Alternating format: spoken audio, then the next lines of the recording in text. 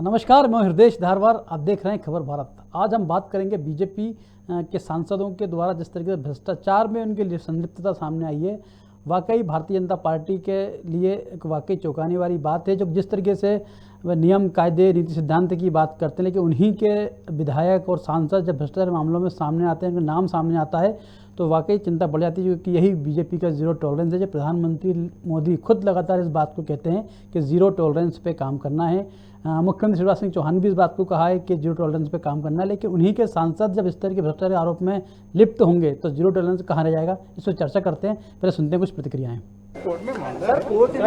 Sir ऐसे मत पकड़िए सर ऐसे मत पकड़िए सर आप तो दीजिए तौर पर आरोप लगे 600 करोड़ का घोटाले का आरोप है। आप क्या सर भ्रष्टाचार सर नैतिकता के आधार पर एफआईआर करने का आदेश सर कोई नैतिकता के आधार पर फैसला लेंगे क्या सर? इस्तीफा देंगे? नैतिकता का 600 करोड़ रुपए का घोटाले का आरोप लगा आप पे।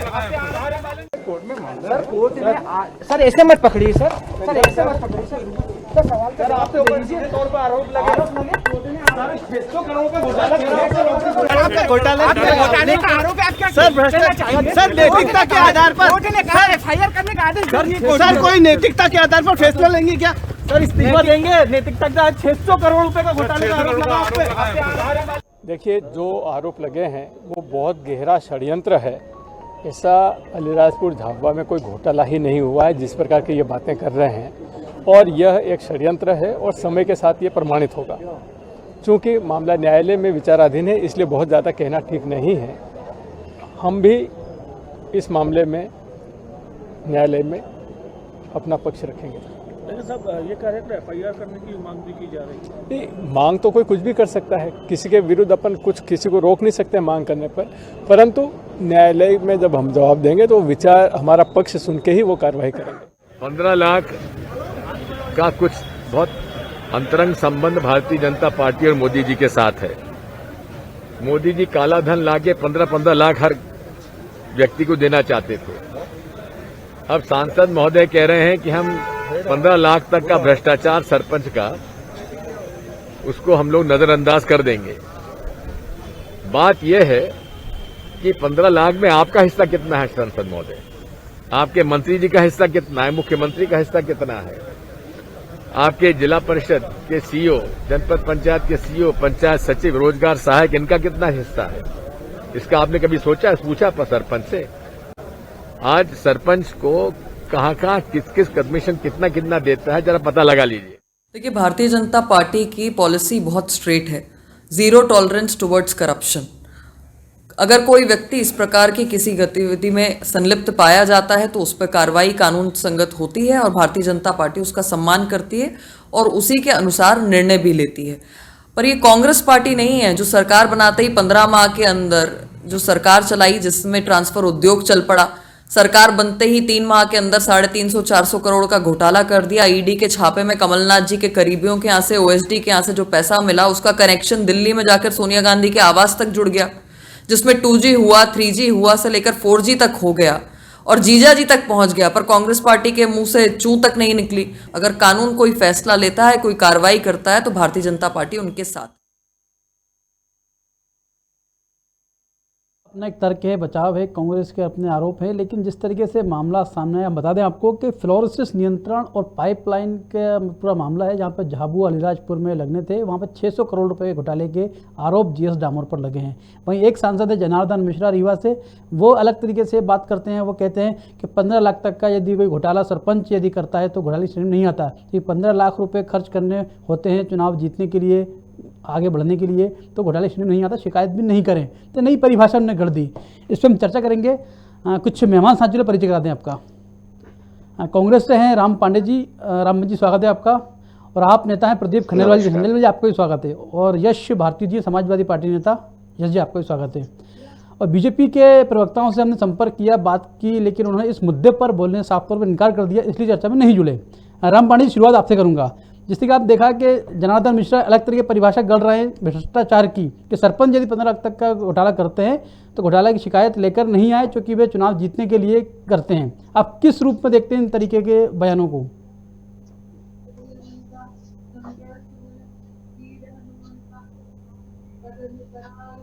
हाँ, राम पांडे जी सुन पा रहे जी हैं क्या वो आप? सही बोल रहे हैं और इसके पहले प्रमाणित हो भी चुका है। जैसा कि आपको पता होगा कि अशोकनगर में जी आपकी आवाज तो आ रही है, मेरी आवाज आ रही है क्या आपको? हाँ जी, आ रही है, आप बोलिए आप। हेलो, आवाज आ रही है मेरी आपको? जी आ रही है, आप बोलिए। मेरी आवाज आ रही है आपको? जी बिल्कुल आ रही है, आप बोल सकते हैं। ये बोल रहा हूं मैं कि ये प्रमाणित हो भी चुका है। अभी जी अभी कुछ दिन पहले अशोकनगर में सरपंच पद के लिए बोलियां लगाई गई थी, 46 लाख लीक खत्म हुई थी। मतलब एक आदमी ने सरपंच बनने के लिए गांव वालों को 40 लाख रुपए दे दिए। तो ये तो प्रमाणित हो चुका है कि भारतीय जनता पार्टी की सरकार में मध्य प्रदेश में भ्रष्टाचार चरम पर चल रहा है। जनार्दन मिश्रा जी स्वीकार कर चुके 11 लाख तक के भ्रष्टाचार को आप नजरअंदाज कीजिए। जी जो 600 करोड़ के आरोप वो झेल ही रहे हैं और मीडिया उनसे सवाल तो वो भाग रहे हैं, जवाब नहीं दे रहे हैं। जैसा कि भारतीय जनता पार्टी के नेताओं की आदत हो, अमोर जी हो या वहां जो कि मीडिया सरकार को बोलते हैं कि चल मोबाइल बंद कर बे, बदतमीजी से बात भी करते हैं यदि मीडिया सवाल पूछता है। तो सबसे बड़ी बात यह है भ्रष्टाचार है या नहीं है, इसकी सबसे बड़ी प्रामाणिकता ये है कि आज मध्य प्रदेश में जो खराब हो रही है वो भ्रष्टाचार के कारण ही है। जैसा कि अभी नीति आयोग जो केंद्र सरकार के अंतर्गत आता है, जहां भारतीय जनता पार्टी की सरकार है, नीति आयोग ने कहा है कि स्वास्थ्य के मामले में मध्य प्रदेश फिसड्डी है, नीचे से तीसरे नंबर पर है। उससे ज्यादा फिसड्डी उन्हीं के प्रदेश हैं, बिहार उत्तर प्रदेश। जो स्वास्थ्य के मामले में मध्य प्रदेश फिसड्डी आया है, क्यों आया है? क्योंकि बजट तो जा रहा है, स्वास्थ्य सेवाओं के लिए पैसा जा रहा है, वेंटिलेटर के लिए बार बार पैसा जा रहा है, MRI मशीन के लिए बार बार पैसा जा रहा है, सब तनख्वाहें बढ़ रही हैं, ठीक है, पैसा पूरा खर्च किया जा रहा है, बजट में कोई कमी नहीं है। फिर स्वास्थ्य सेवाएं क्यों बदतर हो रही हैं? ये प्रमाण है इस बात का कि मध्य प्रदेश में भ्रष्टाचार चरम पर चल रहा है। महंगाई क्यों बढ़ती है? जब भ्रष्टाचार बढ़ता है और घोटाला बढ़ता है। महंगाई का सीधा सा संबंध है भ्रष्टाचार और घोटाले से, क्योंकि पैसे का सदुपयोग नहीं होता है, और जब पैसे का सदुपयोग नहीं होता है, बार बार पैसा भ्रष्टाचारी में बर्बाद किया जाता है, तो जनता के ऊपर टैक्स थोपा जाता है। जैसे कि 28% GST, 30% से ज्यादा इनकम। मतलब आप भ्रष्टाचारी और घोटालों के माध्यम से पैसा खा रहे हैं और 28% GST, 30% इनकम टैक्स और टोल टैक्स, बंडी टैक्स, पता नहीं कितने कितने अन्य टैक्स हैं, उन टैक्सों के माध्यम से आप जनता का चूस रहे हैं। बेरोजगारी क्यों बढ़ रही है?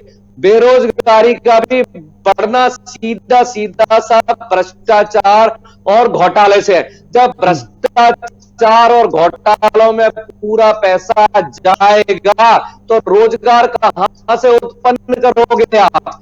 रोजगार दे ही नहीं पाओगे। जब रोजगार नहीं दे पाओगे तो बेरोजगारी बढ़ेगी। तो महंगाई है, जो भ्रष्टाचार से सीधे से रिलेटेड है। जो पेट्रोल डीजल जो 30 रुपए की बात करते थे वो 110 में मिल रहा है, वो भ्रष्टाचार और घोटालों का परिणाम है। और भारतीय जनता पार्टी का तो आप अच्छी तरह से जानते हो, वो कभी स्वीकार नहीं करते, चाहे वो येदियुरप्पा हो, हजारों करोड़ों के घोटालेबाज हो, वो कभी स्वीकार नहीं करेंगे। सुखराम जिनके बेड के नीचे से नोट पकड़े गए थे, वो भारतीय जनता पार्टी में जाते ही शुद्ध हो गए, ये कभी स्वीकार नहीं करेंगे। मुकुल रॉय जो कितने बड़े घोटाले के आरोपी थे, उनको जेड सिक्योरिटी दे दी, भ्रष्टाचार से बरी कर दिया। अजीत पवार को तो उप मुख्यमंत्री बना दिया महाराष्ट्र का। तो यहां भारतीय जनता में कुछ भी कर लो, भ्रष्टाचार को कभी भी स्वीकारेंगे और भारतीय जनता पार्टी की स्कीम्स को स्वीकार आदत नहीं है, चाहे कुछ भी हो जाए, चाहे वो काला हो, दुष्कर्म हो। जैसे चिन्मयानंद और कुलदीप सेंगर पर दुष्कर्म का आरोप लगा, जब तक सजा नहीं दे दी तब तक ये उनके समर्थन में मोमबत्तियां जलाते रहे। ऐसे ही जब तक इन भ्रष्टाचारियों को सजा नहीं हो जाएगी, सुप्रीम कोर्ट सजा दे देगा, तब तक भारतीय जनता पार्टी इन भ्रष्टाचारियों का समर्थन करती रहेगी, उनका बचाव करती रहेगी। बाकी EDI, CBI, इनकम टैक्स, ये तो सपा, आप पार्टी और कांग्रेस पार्टी के लिए बने हुए हैं, ये भारतीय जनता पार्टी के लिए नहीं बने हुए हैं। ठीक है, हाँ प्रदीप जी, आप पार्टी के एक्टिविस्ट भी रहे हैं और आप लगातार संघर्ष भी करते हैं, तमाम मुद्दों को उठाते भी हैं, लेकिन जिस तरीके से मामले सामने आए हैं, बीजेपी के सांसद हैं, नए तरीके से परिभाषा कर रहे हैं और उनके जो सांसद हैं डामोर जी, उनके क्षेत्र में भ्रष्टाचार होता है 600 करोड़ रुपए का, जब वो अभियंता थे। इस तरीके के मामले सामने आते हैं तो क्या स्टैंड होना चाहिए पार्टी का? देखिए अजय जी, आप लगातार देख रहे हैं कि मैं भ्रष्टाचार की लड़ाई लड़ रहा हूं। अभी भी प्रत्यक्ष में आपने देखा कि तालाब में जो अतिक्रमण हुआ है वो भी भ्रष्टाचारियों के कारण हुआ है। तो हम तो लगातार भ्रष्टाचार की लड़ाई लड़ रहे हैं और सबसे बड़ी हमारे लिए सौभाग्य की और खुशी की बात एक ये भी है कि आप देख लीजिए, दिल्ली सरकार को आज तक कभी कोई भ्रष्टाचार का आरोप सिद्ध नहीं कर पाया, क्योंकि भ्रष्टाचार करने में आम आदमी पार्टी कहीं सम्मिलित नहीं है। और रहा सवाल, अगर बात कर रहे हैं आप बीजेपी के अभी जो सांसद की बात कर रहे हैं, तो मैं तो आपसे ये कहूंगा, सांसद को तो आप छोड़ दीजिए, यहाँ जो कचरे की गाड़ी में से जो कचरा उठाने वाला आता है ना, वो भी 2000 रुपए की रिश्वत देके नौकरी पाता है कि उसे हर महीने 2000 रुपए देना है। तो अब आप सोच लीजिए कि आदमी की सोच कहाँ पहुंच गई है।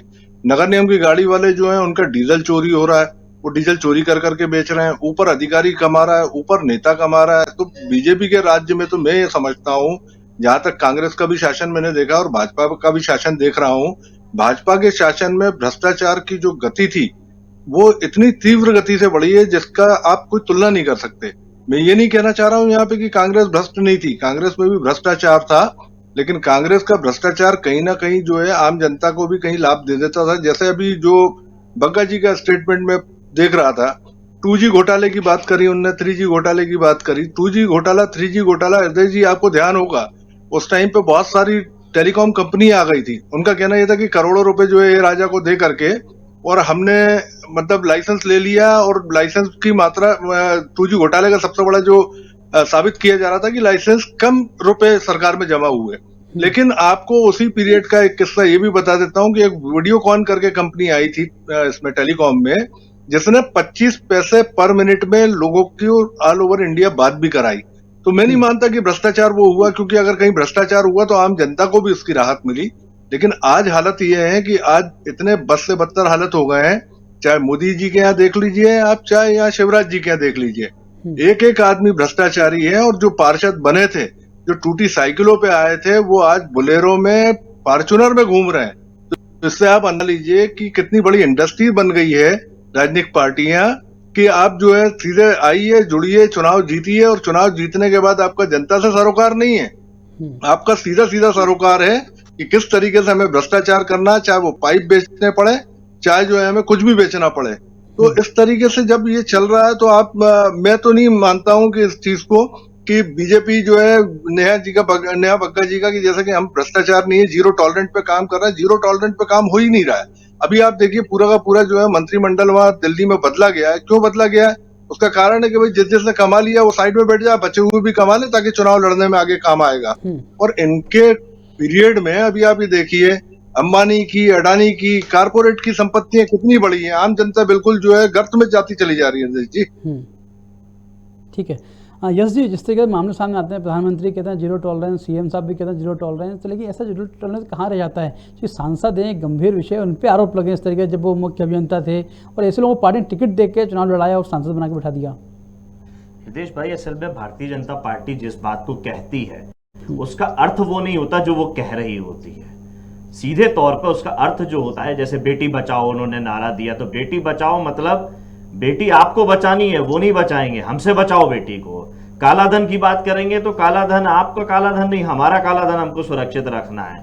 जितनी भी वो बातें करेंगे वो उनकी बातें आम जनता से जो ताल्लुक रखना चाहिए वो नहीं रखती हैं, वो खुद के लिए होती हैं। अच्छी स्वच्छ छवि वाली राजनेता होने चाहिए। तो मुझे बताइए, जब ये सरकारी नौकरी में थे, इन्हें राजनीति में लेकर के आया, 18 और 19 में ये विधायक भी रहे हैं और फिर बाद में सांसद का भी टिकट दिया गया। क्या सोच के दिया गया? क्या भारतीय जनता पार्टी का नेटवर्क इतना कमजोर है कि किसी का पृष्ठभूमि पता न चल पाए कि किस तरीके का वो व्यक्ति रहा है? 600 करोड़ रुपए कोई मामूली रकम नहीं होती है। 600 करोड़ रुपए एक बड़ी रकम होती है, और वो भी मुकदमा तब दर्ज हो रहा है जब कोर्ट उसमें इंटरफेयर कर रहा है।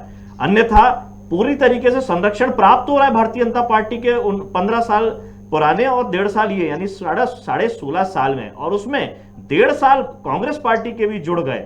तो हम अगर बात करें तो कांग्रेस पार्टी ने भी जिन भ्रष्टाचार की बातों का विरोध किया, लेकिन गिरफ्तारी किसी की नहीं कर पाए।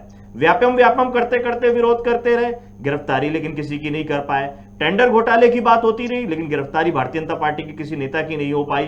अन्य घोटालों की बात होती रही लेकिन गिरफ्तारी किसी की नहीं हो पाई। तो राजनीति करने के लिए, भ्रष्टाचार की बातें करने के लिए, जनता को गुमराह करने के लिए अगर राजनीतिक पार्टी कोई भी हो और काम करेगी लेकिन सजा नहीं देगी, तो ऐसे भ्रष्टाचारी लोग संरक्षण प्राप्त करते रहेंगे और जानबूझ के राजनीतिक क्षेत्र में आएंगे ताकि उनको संरक्षण मिले।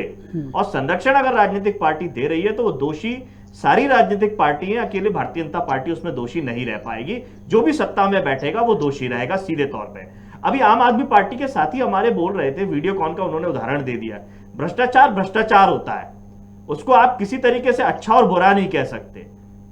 अभी जियो कंपनी हो या अन्य कंपनी जो हो, ये भी अपने आप में बड़ा घोटाला है। मेरा आपसे ये कहना था, करने दे रहे हैं, मार्केट जो खुला होना चाहिए, क्यों टेंडर डाले जाते हैं, क्यों खुला आमंत्रित किया जाता है किसी भी विषय पे? उसका मुख्य कारण यही होता है कि जनता को फायदा मिले, एक साफ सुथरा प्रक्रिया हो जो जनता को समझ में आए। लेकिन जियो की मुझे नहीं लगता कि कोई साफ सुथरी प्रक्रिया है।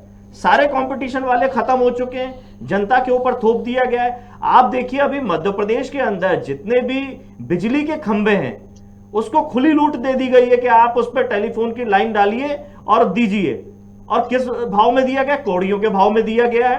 आम आदमी, आम व्यापारी आज की डेट में अगर 3-3.5 फीट का बोर्ड लगा ले तो उस पर 10,000 12,000 रुपए की पेनल्टी है। और भारतीय जनता पार्टी की सरकार में पूरे प्रदेश में बिजली के खंभे दे दिए गए हैं कि जाइए कितना भी उस पर केबल लटकाइए और टेलीफोन लाइन चलाइए और जनता को लूटिए। जनता को सुविधा नहीं मिल रही है। आप देखिए अभी रेट्स बढ़ा दिए गए हैं। तो या तो सरकारी संपत्ति का अगर निजी कोई व्यवसाय इस्तेमाल कर रहा है तो जनता को उसका फायदा मिलना चाहिए, न्यूनतम दर पे उसका लाभ मिलना चाहिए, ना कि अधिकतम दर पे। जैसे ही ये रेट बढ़ाए जाए सरकार का उसका हस्तक्षेप होना चाहिए तो जनता को फायदा पहुंचे। लेकिन ये सरकार चाहती है कि इसको फायदा पहुंचे और नौटंकी करने के लिए देखिए कितना बढ़िया है कि 1-1 हजार रुपए डोनेशन दे करके ये दिखा रहे हैं कि हम सरकार जो चला रहे हैं 1-1 हजार रुपए दे करके चला रहे हैं। और उसके पर्दे के पीछे कहानी आपके सामने एक छोटा सा उदाहरण है। कई ऐसे उदाहरण हैं, ये कहते कुछ है करते कुछ है। टेलीकॉम घोटाला हमने अपने आप में एक में देखा था जिसमें कांग्रेस पार्टी के बड़े नेता हुआ करते थे सुखराम जी, जिनके बिस्तर पे हमने देखा था कि नोटों की गड्डियां देखी। मैंने तो अपने जीवन काल में पहली बार वो फुटेज देखा था कि किसी के बिस्तर पे हो सकते हैं नोटों के।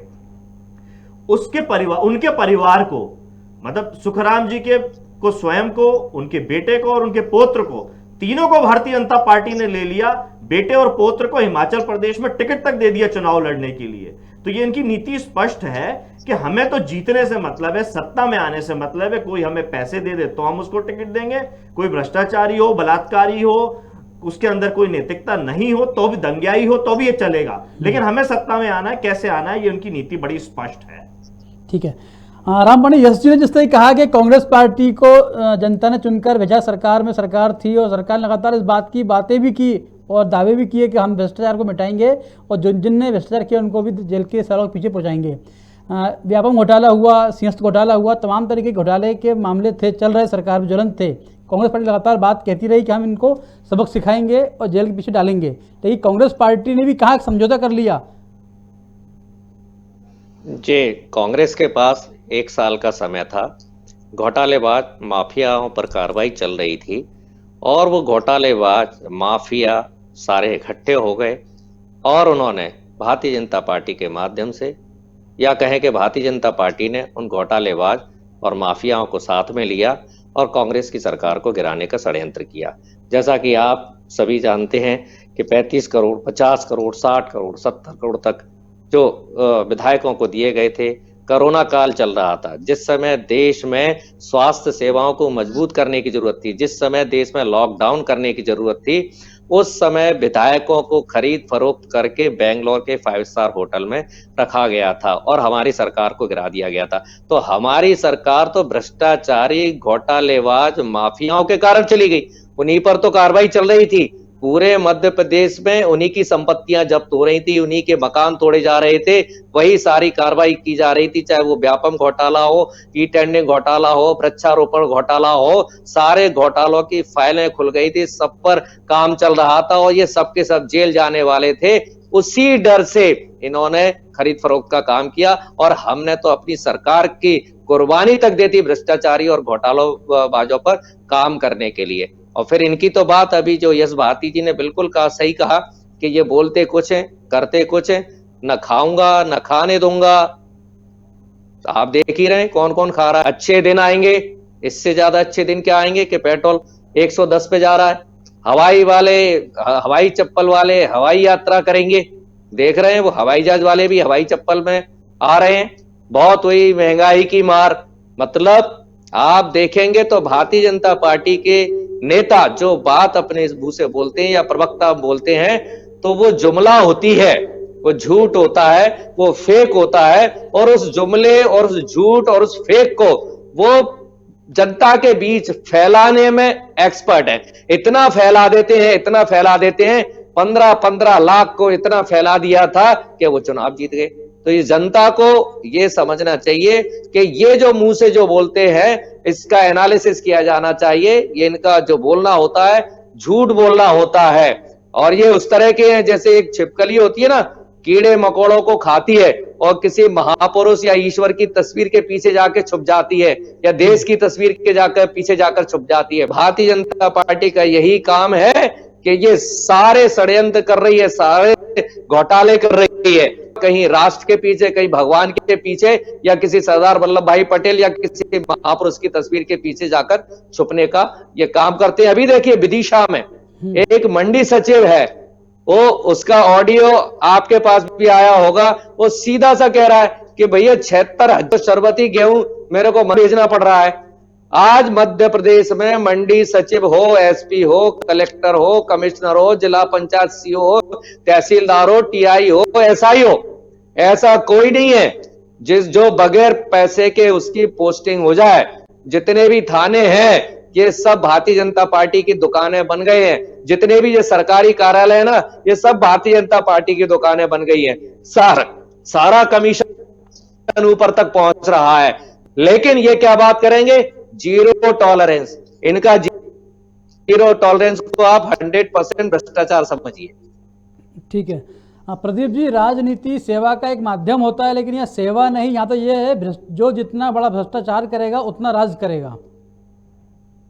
बिल्कुल आप सही कह रहे हैं अजय जी, जितना बड़ा भ्रष्टाचार करेंगे उतना बड़ा ही राज हो रहा है। अब आप जैसे अभी बात हो रही थी, अभी बात हुई तो उसी को मतलब जो है मैं मंथन करने लग गया कि जैसे आपके लालू जी थे, लालू जी ने चारा घोटाला किया, लेकिन उनने जनता को रेल मंत्री बनने के बाद कहीं ना कहीं ये राहत दी कि उसके बाद रेलवे का किराया नहीं बढ़ा और रेलवे प्रॉफिट में आया।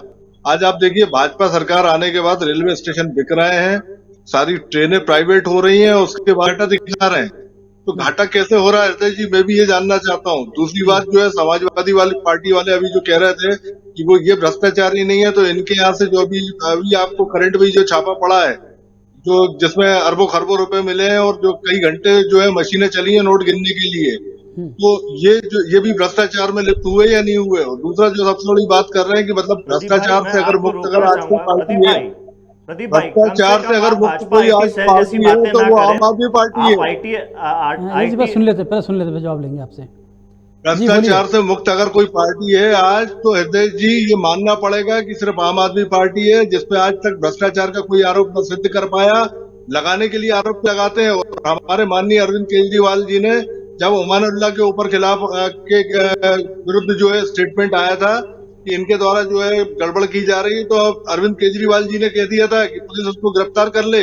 लेकिन हमारे यहाँ आप देखो, इतने टाइम होने के बाद भी भाजपा के शासन में ना तो भाजपा के शिवराज सिंह चौहान बोलते हैं, ना कमलनाथ जी बोलते हैं। रहा सवाल कमलनाथ जी के टाइम पे एक मामला बहुत शानदार उठा था, हनी ट्रैप वाला। हनी ट्रैप वाले मामले में भी उनने फाइलें दबा के रखी, तो वो भी एक बड़ा भ्रष्टाचार था। कई अधिकारी उस पर लिप्त हो गए थे जो सारे भ्रष्टाचारी थे।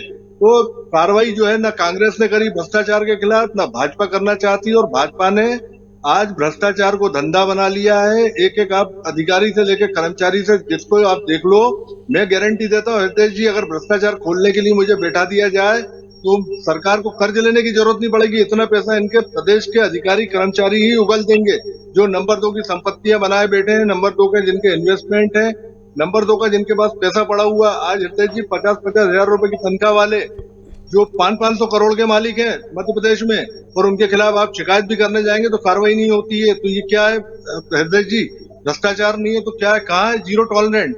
जीरो टॉलरेंट की सिर्फ बात हो रही है, चाहे कांग्रेस हो, चाहे समाजवादी हो, चाहे आपका जो है भाजपा वाले हो, लेकिन जीरो टॉलरेंट पे अगर कोई सरकार चल रही है तो वो दिल्ली सरकार है जो आज प्रॉफिट में है, जिससे कोई कर्जा आज तक नहीं लिया। बाकी सारी सरकारें जो है भ्रष्टाचार जम के कर रही हैं, और भ्रष्टाचार कर करके जो पैसा इकट्ठा होता है उसे कहीं कांग्रेस के विधायक खरीद के अपनी सरकार बनाएंगे, कहीं सपा के विधायक खरीद के अपनी सरकार बनाएंगे। ठीक बात है। यश जी, प्रदीप जी की बात यदि माने तो भाजपा हो, चाहे कांग्रेस हो, सपा हो, चाहे कोई भी अन्य दल हो, चोर चोर मुसेरा भाई वाली कहावत सिद्ध होती है यहाँ पे। तो नहीं, हमारे प्रदीप भाई आपने जैसा परिचय दिया कि वो आरटीआई एक्टिविस्ट भी हैं और आम आदमी पार्टी में काम करते हैं और सक्रिय रहते हैं, तो मैं आरटीआई एक्टिविस्ट और सक्रिय व्यक्ति से उम्मीद नहीं करूंगा कि वो भाजपा आईटी सेल की बातों को पढ़ करके और कम से कम किसी टीवी चैनल पर अपनी प्रतिक्रिया देंगे। जो हमारे यहाँ पार्टी के लोगों के यहाँ छापे पड़े हैं उसमें नगद 17,500 रुपये मात्र मिले हैं, आपकी जानकारी के लिए बता दूं। और जो करोड़ों रुपए जो नोट गिनने की मशीन बुलाई गई है वो पीयूष जैन नामक व्यक्ति से बुलाई गई है, जिसका हमारी पार्टी से कोई लेना देना नहीं है। भाजपा आईटी सेल और भाजपा के लोग जरूर जोड़ रहे हैं, तो हमारे जो व्यक्ति का लेना देना है वो पम्मी जैन जी हमारी पार्टी के एमएलसी।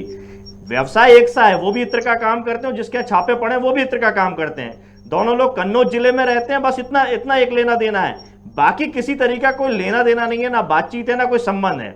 लेकिन आप जैसे प्रबुद्ध व्यक्ति अगर भाजपा आईटी सेल के वक्तव्य पे अपने स्टेटमेंट देंगे तो ये प्रश्न चिन्ह लगा देता है कहीं ना कहीं अपनी योग्यता पे। मुझे आपकी योग्यता पे कहीं प्रश्न चिन्ह नहीं है, लेकिन आप अपने आप को अच्छे से अपडेट रखें और आपकी पार्टी सबसे अच्छी है बाकी सब खराब है, तो ऐसी नीति अगर आप बना करके बैठे आम आदमी पार्टी के, तो संजय सिंह जी 2 बार लखनऊ हमारे राष्ट्रीय अध्यक्ष जी से मिलने क्यों गए? ममता बनर्जी के साथ में मंच क्यों साझा किया? अगर सारी पार्टी खराब है तो अकेले चले आम आदमी पार्टी। देखिए, कहना बहुत आसान होता है। प्रदीप जी बात सुन लीजिए, राजनीति अच्छी होनी चाहिए, अच्छे लोग राजनीति में आने चाहिए, इस बात पे कोई कमी नहीं है, सब इस बात के लिए राजी रहते हैं। लेकिन हम दूसरे को दोषी ठहराएं और दोषी व्यक्ति के साथ फोटो खिंचवाएं जब हम उसको दोषी बता रहे हैं, तो ये दोहरा रवैया तो कम से कम नहीं होना चाहिए। आप यहां बैठ के सपा को कोसेंगे और आपके नेता सपा के साथ में फोटो खिंचवाएंगे, हमारे राष्ट्रीय कार्यालय में जाएंगे, कैंप कार्यालय में जाएंगे, तो ये दोहरा चरित्र तो कम से कम मत रखिए। हम स्वागत करते हैं हर चीज का, अच्छी चीज का। जैसे मैंने अभी बताया कि जिस तरीके से भाजपा आईटी सेल काम कर रही है, सही चीज को भी गलत बताना और गलत चीज को भी सही बताना। बलात्कारी के आरोपियों के लिए बचाव में जम्मू एंड कश्मीर के अंदर राष्ट्रीय ध्वज का इस्तेमाल होता है, यह भारतीय जनता पार्टी कर सकती है और कोई राजनीतिक पार्टी नहीं कर सकती। इस बात का मैं दावे के साथ बात कर सकता हूं। इस बात पे हम और आपको एक होना चाहिए, भ्रष्टाचार की बात पे हम सबको एक होना चाहिए। मैंने पहले ही कहा कि राजनीतिक संरक्षण नहीं मिलना चाहिए, लेकिन आप कहें कि आपके यहाँ नहीं मिलता, बाकी सबके यहाँ मिलता है, तो आपके यहाँ भी गलत डिग्री वाले लोग मिले जिनको आपने मंत्री बना दिया था। तो गलत लोग राजनीति में प्रवेश कर जाते हैं, संरक्षण प्राप्त करते हैं। ये हमारी नैतिक जिम्मेदारी है कि हम उनको संरक्षण ना दें। इसीलिए आरोप प्रत्यारोप से बचें, सत्ता सरकार में जब हम लोग रहें तो हमारी जिम्मेदारी होती है कि गलत लोग राजनीति में प्रवेश ना करें। उस पर चर्चा होनी चाहिए। और अगर हमारी पार्टी में भी कोई ऐसा व्यक्ति आ जाएगा, तो तमाम ऐसे समय आए हैं जब हमारे राष्ट्रीय अध्यक्ष जी ने उदाहरण पेश किए हैं, हमारी पार्टी में प्रवेश होने के बाद भी उनको पार्टी से निकाल दिया, चाहे वो डीपी यादव जी हो या अन्य कोई बड़ा चेहरा हो। हमें अपनी सरकार आने से भी रोकने में काम करना पड़ा हो, लेकिन हमने समझौता नहीं किया हमारे राष्ट्रीय अध्यक्ष जी अखिलेश यादव जी ने। रामपाणी जी, मध्य प्रदेश के अंदर कांग्रेस एक बड़ा विपक्षी दल है, इसलिए भूमिका महत्वपूर्ण हो जाती है कि जिस तरह मामले सामने आते हैं तो कांग्रेस पार्टी फिर खामोश क्यों रहती, क्यों सामने नहीं आती? खामोश मतलब मैं आपके चैनल पर आऊं तो क्या अड्डे के साथ आऊं, नगाड़े के साथ आऊं क्या? कैसे खामोश रहती है? मैं बोल रहा हूं, आप सुन रहे हैं, जनता सुन रही है। करते, सड़कों पे नहीं उतरते, ना ही विरोध करते हैं, ना ही बात करते हैं, सिर्फ एक सोशल मीडिया के माध्यम से प्रतिक्रिया व्यक्त कर देते हैं। मैं अभी आ रहा हूं आंदोलन से, कल भी गया था, परसों भी गया था। मीडिया वाले भी आते हैं, न दिखाते हैं न छापते हैं, तो ये तो गलती मीडिया की है ना, मेरी पार्टी की थोड़ी है। मीडिया तो केवल बीजेपी को दिखाता है। आप लोग हमें बुलाते हैं, हम आपके शुक्रगुजार हैं, और कम से कम आप जी न्यूज और इंडिया टीवी नहीं है उसके लिए भी हम आपको धन्यवाद देते हैं कि आप यदि टीवी पर बुलाते हो तो हमें और भाजपा हो या कोई भी हो बराबर मौका देते हैं। हम अपने फील्ड में एक्टिव है, बराबर है, भारतीय जनता पार्टी से 10 गुना ज्यादा एक्टिव है। हमारे जन जागरण अभियान चल रहे हैं, महंगाई के विरोध में धरने चल रहे हैं, सदस्यता अभियान चल रहे हैं, भारतीय जनता पार्टी से मीटिंग चल रहे हैं। बस अंतर इतना है कि भारतीय जनता पार्टी का यदि कोई बूथ का भी कार्यकर्ता होता है तो उसकी फ्रंट पेज पर न्यूज आती है, और हमारा राष्ट्रीय अध्यक्ष होता है तो उसकी न्यूज आखिरी पेज पर आएगी या नहीं आएगी, ये कोई गारंटी नहीं है। तो मेरा तो जो मीडिया के लोग भी मुझे सुन रहे हैं वो थोड़ा सा यदि इन बातों का ध्यान देंगे तो अच्छा रहेगा। नहीं तो आप देखिए मीडिया को भी आज भारतीय जनता पार्टी नहीं छोड़ रही है। जैसे हाथरस कांड हुआ था, जिस पत्रकार ने उस हाथरस कांड की वीडियो बनाई थी वो अभी भी जेल में सड़ रहा है। जो टैनी है, जो गृह राज्य मंत्री, जिस एबीपी न्यूज वाले ने उनसे सवाल पूछा था, उस एबीपी न्यूज के पत्रकार को टैनी ने कहा मोबाइल बंद करवे, उसको धमकी दी थी। विनोद दुआ जो जाने माने पत्रकार हैं, उन पत्रकार को पर देशद्रोही का मुकदमा दायर कर दिया था। तो मैं तो पत्रकार बंधु, मीडिया बंधुओं से यही निवेदन करूंगा कि समय बदलता रहता है, और जब भी कांग्रेस की सरकारें रही हैं तो मीडिया ने उस समय भी विपक्ष का साथ दिया है, और देखा जाए तो मीडिया को हमेशा विपक्ष का साथ देना चाहिए। और सीधी सी बात मैं यही करता हूं कि हमेशा कांग्रेस से यही सवाल पूछा जाता है कि सड़क पर नहीं दिखती है। भाई सड़क पर नहीं दिखती है तो मीडिया तो पूरा आता है। मैं कई बार सारे मीडिया की फोटो लेकर सोशल मीडिया पर डाल चुका हूं। मैं दिल्ली आंदोलन में गया था, 150 पत्रकार थे, ठीक है, उन्होंने सबने फोटो खींचे थे और दूसरे दिन अखबारों में खबर नहीं। भाई 150 पत्रकार कांग्रेस के आंदोलन में आए हो, फिर आप अखबार में खबर नहीं दे रहे हो। तो कांग्रेस भारतीय जनता पार्टी से 100 गुना ज्यादा एक्टिव है, 100 गुना ज्यादा काम कर रही है। अंतर यह है कि भारतीय जनता पार्टी जो झूठ बोलती है उसको सच बनाकर पेश किया जाता है, कांग्रेस जो सच बोलती है उसको झूठ बनाकर पेश किया जाता है। अंतर इतना है, जब जनता को सच्चाई पता चलेगी तो भारतीय जनता पार्टी को मुंह छुपाने की जगह नहीं मिलेगी। सांसद तो छोड़ो, पार्षद भी नहीं जीतेंगे। अभी इनके जो डामोर है, जब डामोर भारतीय जनता पार्टी में आए थे तब सबने कहा था ये भ्रष्टाचारी है, ये अधिकारी रह चुका है, इसने करोड़ों का घोटाला किया है। ये बात तब भी उठी थी, फिर भी भारतीय जनता पार्टी ने क्यों लिया? क्या कारण था भारतीय जनता पार्टी को उस भ्रष्टाचारी को उसी समय लेने का? लेकिन उस पर कहीं कोई चर्चा नहीं होती है, कहीं कोई बात नहीं होती है। वहां तो सब पाक साफ हो जाते हैं, भारतीय जनता पार्टी में पहुंचते ही वॉशिंग मशीन की तरह धुल जाते हैं। आपके प्रदीप जी बैठे हुए हैं, उन्होंने अभी बताया मुझे आरटीआई एक्टिविस्ट है। यदि वो लोकपाल एक्टिविस्ट होते तो मुझे ज्यादा अच्छा लगता, क्योंकि आरटीआई एक्टिविस्ट तो कांग्रेस ने दिया था भ्रष्टाचार को रोकने के लिए, आरटीआई कानून। आप तो लोकपाल के लिए लड़ रहे थे ना, आप तो लोकपाल की बात कर रहे थे। कांग्रेस के समय आपने लोकपाल पर आंदोलन किया, भारतीय जनता पार्टी आ गई तो आप चुप हो गए। लोकपाल के जो सारे अधिकार हैं वो खत्म कर दिए। पता ही नहीं है आज भारत की जनता को कि लोकपाल का ऑफिस कहां है, लोकपाल का नाम क्या है, लोकपाल की ब्रांचेस कहां है, प्रदेशों में कौन लोकपाल है, कुछ नहीं पता है। जब कांग्रेस थी तब इनको लोकपाल आता था। आज भारतीय जनता पार्टी की सरकार है, आप रामलीला मैदान में जाकर लोकपाल के लिए अब क्यों नहीं आंदोलन कर रहे हैं? केजरीवाल कहते थे मैं तो भैया एक कमरे के घर में ही रहूंगा, अपने कमरे में ही रहूंगा। क्यों भैया मुख्यमंत्री का बंगला लिया हुआ है? यदि आप भ्रष्टाचार को रोकना चाहते हैं तो जिस लोकपाल के लिए वो बात कर रहे थे आप उसको आगे बढ़ाइए ना। कांग्रेस ने तो दिया आरटीआई, और आपको भी इस बात का फायदा हुआ कि आप आरटीआई एक्टिविस्ट बन गए। आप लोकपाल एक्टिविस्ट क्यों नहीं बने? आप लोकपाल एक्टिविस्ट क्यों नहीं बने? आरटीआई एक्टिविस्ट क्यों बने? आरटीआई तो कांग्रेस ने दिया ना, आरटीआई कांग्रेस ने भ्रष्टाचार को खत्म करने के लिए दिया ना। कि लोकपाल की संघर्ष किया आपने, लोकपाल लेके क्यों नहीं आए? फिर क्यों आप खामोश हो गए आप लोग भी? देखिए हृदय जी, आपको भी मालूम है जिस टाइम पे जब लोकपाल की जब बात हो रही थी, एक बहुत बड़ी टीम क्रिएट हुई थी, और खाली जो है वहां सत्ता तक पहुंचने का रास्ता नहीं था, वो खाली लोकपाल बिल के लिए रास्ता था।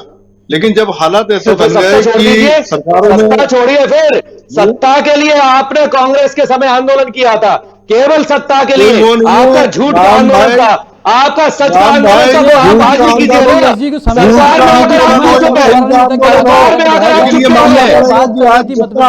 भ्रष्टाचार को लेकर बीजेपी के जो सांसद हैं जीएस डामोर, उनके ऊपर 600 करोड़ रुपए के आरोप हुए हैं और अलीराजपुर कोर्ट ने एफआईआर करने के आदेश दिए हैं। आखिर मामला बेहद गंभीर है, चूंकि भारतीय जनता पार्टी द्वारा लगातार जीरो टॉलरेंस की बात की जाती है, लेकिन इस तरह के मामले सामने आएंगे तो वाकई पार्टी के चरित्र पर भी कहीं ना कहीं सवाल खड़े होते हैं। फिलहाल चर्चा में इतना ही, हमें दीजिए इजाजत, नमस्कार।